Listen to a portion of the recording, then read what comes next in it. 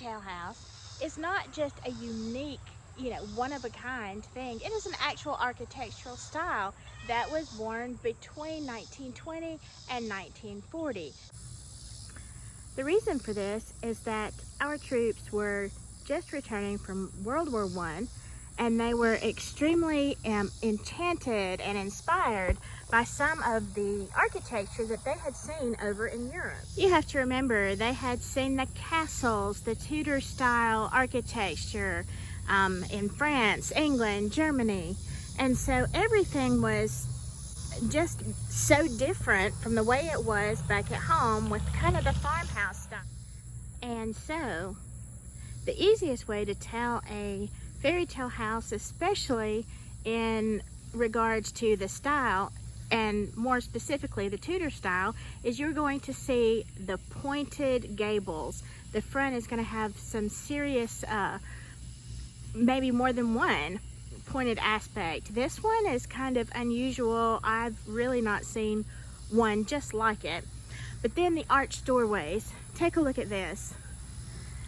All the doors are going to be arched, whether they're out on the outside like this one, and sometimes you will see them kind of in an alcove, but you'll see a lot of stonework.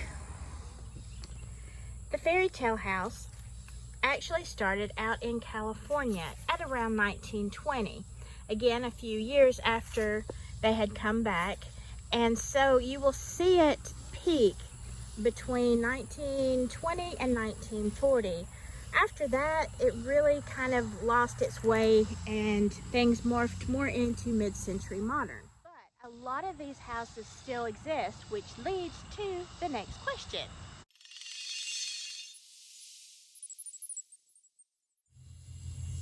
So if you are looking for this absolutely unique and marvelous architecture style, the first thing that you need to do is to look through the houses that are for sale in historic districts, and remember this, they are not going to say, oh, this is a fairy tale house. They probably don't know it's a fairy tale house.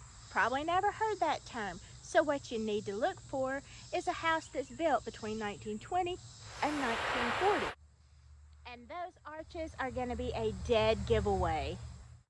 Some of the best houses are going to be in some not great neighborhoods if your community has been run down. So, I'm not telling you to buy a good house in a bad neighborhood. But what I am saying is give it a chance. Look, and you too could be having to deal with a tree that fell down or a renovation nightmare. Won't that be fun?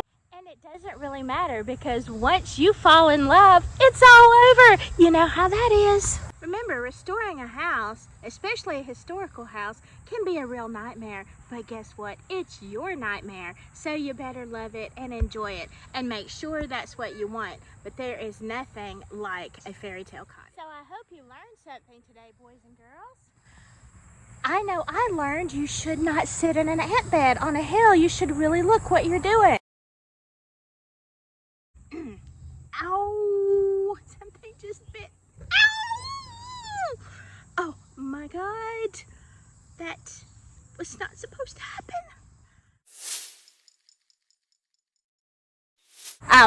Now you know what's a fairy tale house, and you can answer that question. The sun is always going to come out tomorrow.